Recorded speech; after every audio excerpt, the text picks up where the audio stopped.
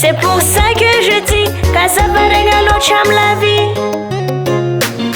Ne sois pas paresseux, viens-tu dangereux.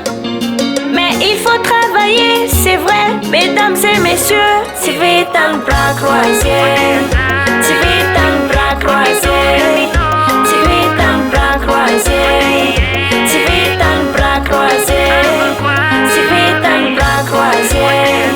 Si vite un bras croisé, si vite un bras croisé, si vite un bras croisé. Vita diavna mampi tutu. Ewa, si ma fiti lechani zutu.